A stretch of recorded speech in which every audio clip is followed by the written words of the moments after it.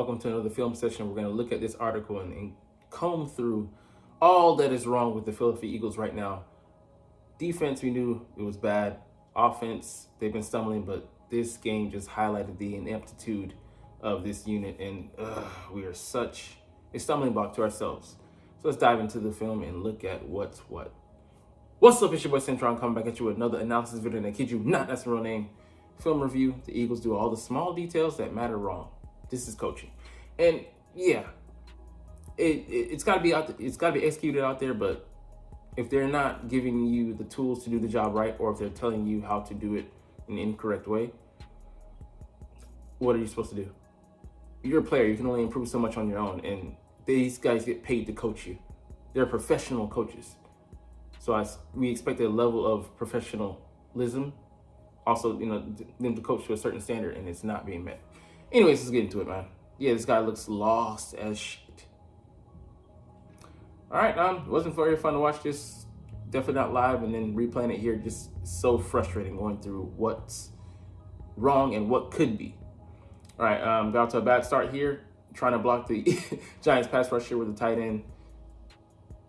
Yeah, they do that with Hassan Reddick. Why would we try to replicate that? Anyways, you can see here on both sides, though. We try to have him come across formation. He whiffs. Jalen has to scramble out the pocket. But let's also look at the other side here. There's another tight end blocking, and both sides are crashing in. It's horrible, man. Look, Dallas Goedert here takes off running. Boom, stop, hit him. He's open. He's open. He's open. But there's no hot route, no hot read on the play, and it just ends up being a wasted effort.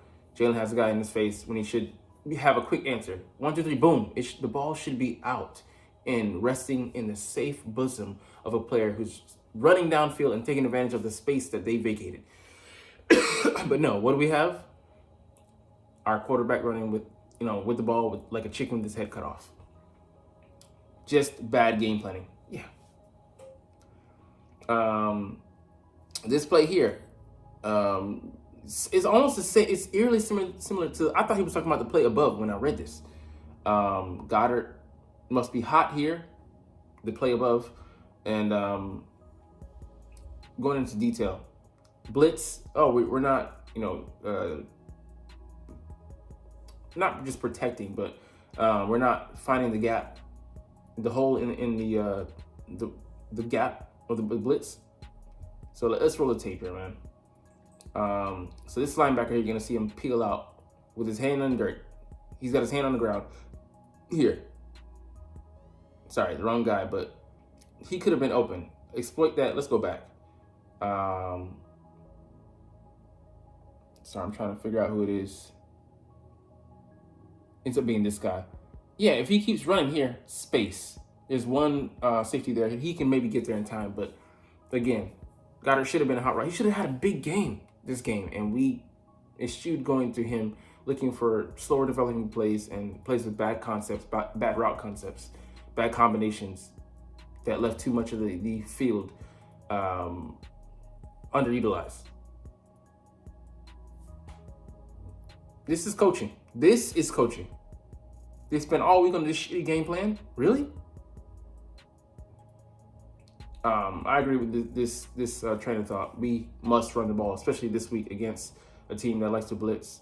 One of the best ways to negate the blitz, negate the pressure, is to run at them, right at the heart of the defense, or at their weakness, and to make them hesitate, make them back off, make them also bring more people into the box so you can exploit the spacing behind them. But will we do it is the good question. But is the question. But yeah, Kenny Gainwell was running really well this game, and then we suddenly started going away from it. Just inexplicable. But part of the course for us, at least. You can see here, pin, pull. He gets that guy pin, and then he's just got a wide swath of space. The guy misses another tackle, and Gainwell gets like a 30-yard burst. I think this is his best run in the season, maybe 32 or 34 yards. We got to get untracked. And then we're going to have Swift back. That 1-2 duo should be running up and down the field, and we should be morphing back into a run team. It's morphing time back into the 2021 Eagles that went on a hot streak to face those same Bucks in the playoffs, and we're right back there, wild card weekend. Interesting enough, but we'll see if things come full circle, or if they go full circle. All right, yeah, it's a shame. We don't need motions and stacks in this offense, but really it was exposed last week when we didn't have it because we didn't have the talent to win on the outside. Hey, guys are older, guys are more inexperienced, guys don't have the the route running prowess of Devonta Smith, AJ Brown, or the size and speed of AJ Brown. So we should have had ways to scheme them open, right? Wrong. This Eagles team does not do well with getting receivers open, and defeating press coverage has got to be one of the top things on that list. But we have nothing. We expect our receivers to win on talent alone. Their talents, not ours, of putting them in good positions. So that's coaching, and it's more in the concept, building the offense, laying out the game plan for the week. They laid out a game plan, like I said above. All right, let's look at this play. So you got two wide receiver sets. You're going to see how the receivers get pressed and they're not able to get off of these. You can maybe say one of these guys has an open route, but we don't exploit that. That's going to be covered. Bam, press. He can, if he kept running, that would have been the perfect route to hit him, because you can see here, Jalen doesn't have that much time. Let's just fast forward a little bit. It's like 1, 2, 3, and the ball's got to be out there because they're bringing pressure. Maybe a 5-step drop, but he doesn't have the time to let those other routes develop. They're so slow developing. And the other one, that was just a decoy route. But if he would have ran it wholeheartedly, the safety was rolling to this side. So that means he had one-on-one opportunity. But just flaws in the offense, man. Yeah, this one, there's no hot route. Yeah, you can just see it. There's nothing that needs to be said. But yeah, look, there's nothing here to take advantage of that area of the field. Could have had a back leak out. Instead, Jalen gets sacked because there's no one open downfield. They're press covering and they're bringing the blitz. So they're covering. Anytime they're sacrificing, someone to bring pressure, there's going to be an area open somewhere on the field, and you got to have the wherewithal to have someone running to that area. Or have someone, like a dummy pass play where they block and then they leak out. Just to have an outlet, some kind of outlet. We had none. Just insane, man. All right, I think the play below, we're gonna look at this, but he actually went and did his research on YouTube to look at how do you. Okay, so I think I understand how a tunnel screen works, but just to say, let's go for to screens for dummies. Go search that out. This was actually pretty educational for me. But if you sorry, I'm fired up. Usa. If you want to run a tunnel screen where they create basically a lane that the receiver has to run, could be at an angle, but you want to do these things, or you want to avoid these things. You don't want to run a screen against a team that is pressing your outside receiver. So I think they were. So that's already. You don't want to run the screen against a team that has a safety close to the line of scrimmage. That was number 2. Then number 3, if you run it, the ball needs to get out quickly. Bullet point. We didn't do that. The ball came out too slowly. You need the outside receiver to come flat toward the quarterback. So the quarterback's here. Need him to come, this way. He's coming back. Not go backwards, because that creates a lane for the DB to undercut wherever they're going. So he doesn't have to go around the slot receiver. He's given a fast track because of the angles. So let's look at it here. Anyways, this is Marcus Mariota. He's the backup coming in, but okay. So yeah, look, press coverage. He's there, right? So we have all the things. He goes backwards, and then the safety is able to close that distance, get in the way of the ball. So it's not about, because you're not throwing the ball. It's about intercepting the trajectory. If you know where the ball's going, you can, okay, it's coming here. Let me just get to that point faster instead of it getting to the receiver. Why would you let it get there when you know where it's going? So just not common sense things, but things that you should be able to know. But yeah, let's sum it up. This team is talented enough to score points against the Bucs defense. I believe that solidly. And they're talented enough on defense to hold them, because we did it early in the season. 25-11 was the final score. And they scored 2 of those points on a safety. So that's offense's fault. It's time to commit to the run and do it honestly. I mean, and I do honestly believe this offense can play well this week. I mean, that's not even in question. They're a top 10 offense in the league this year. Maybe I'm a crazy optimist, but I'm expecting the offense to have a good performance despite how badly this week went. I think you're an optimist because I'm not seeing it. Devonta Smith will be out there, but A.J. Brown, if he's compromised, that weakens our defense. I mean, it's our offense supremely because he's the straw that stirs the drink. I think Smitty can be that go-to guy, but I think it has to be with us using Goddard as well. And I don't think we do that well. Whether or not I'm right, I expect the offense to have a major shakeup in the offseason. Yeah, let's just talk shop a little bit. We're going to lose pieces. So Quez Watkins is out of here. Julio Jones is out of here. Olamide Zaccheaus is out of here. Only running back that is under contract as of this moment is Ken Gainwell. So to be out of here. Rashad Penny 1 year deal, both of them on 1 year deals. That Swiss is his rookie contract is expiring. So we're going to lose some guys. Jason Kelce might retire. That shifts, guy at center. And we need to see if Steen is the guy at right guard.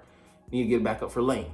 So, I mean, there's things that we need to address. And, the third receiver is definitely one of those positions. So, we'll see how things shake up. But first, we got to get through the season. Will this be the end or a continuation? Well, I don't know. All right. Should the Eagles hire Wink Martindale as a defensive coordinator? The short answer is yes, but the answer is will they? No, probably not. He brings pressure. The Giants defense had the top pressure rate when you look across the league, man. I mean, there's not too many coaches that just go balls to the walls and say, hey, I'm going to put it on my guys, coverage guys. And it's debatable whether we have the guys or not, but I think we could get the guys into this building. The question is, will they give Wink the tools? A linebacker, we need better tools than we have now. And on the front, we got to fix what's broken there. Will he run some of the schemes that we have currently? And I think he'll insert back those twist stunts and games that we play up front. But I think just they never go with him because as he showed with Brian Daboll, he's just not going to sit back and take shit. And commend him for that. All right, last thing we'll get to here is the injury report. So Jalen Hurts upgraded to full participation. Avonte Maddox preparing to play safety. Yeah, man, it's that bad. So 3 players were listed on a DNP, did not practice. A.J. Brown with his knee, Reed Blankenship with his groin, and Sidney Brown obviously with the ACL injury. So replacing him could be Avonte Maddox. He's been practicing at safety, and then if he does that, Bradley Roby will probably play nickel corner, and maybe I'll have some people come in. But Tristan McCullum and Mekhi Gardner definitely could be upgraded to from the practice squad to the active roster because we need people. I mean, after Kevin Byard and then Avonte Maddox, who's our emergency option here, it'd be those two next up, and he is a DB but a corner by trade.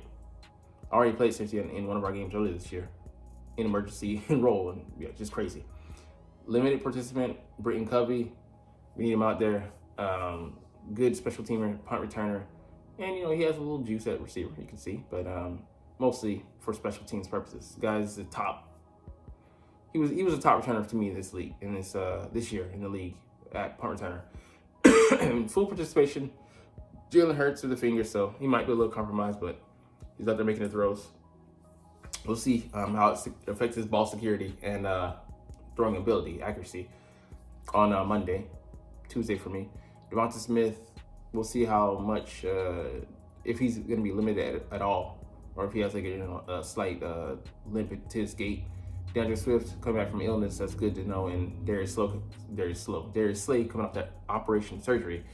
Full practice, that's big. So, yeah, that's huge for us. For them, did not practice Chris Godwin, just rest. Baker Mayfield, limited, but better than DNP. So I think he's going to ramp it up. Probably going to be full practice on Sunday for me. Tristan Wirfs, upgraded, I guess. maybe he was limited. Yeah, limited. And Chris Godwin didn't practice, but yeah. I mean, not too much going on there. They have most of their key guys healthy, so we'll see. But anyways, we're going to get up out of here. This will be the end of the video. And I know you ain't here anyways, but it's all good because I love talking about the Eagles and I love making these videos. So we're going to chunk the deuces. But as always, it's fly, Eagles, fly, and let's motherfucking go. Like, comment, share, and subscribe. Thanks for watching. Check me out at Centron Anime, Centron Life, or Centron Laughs, or other social media.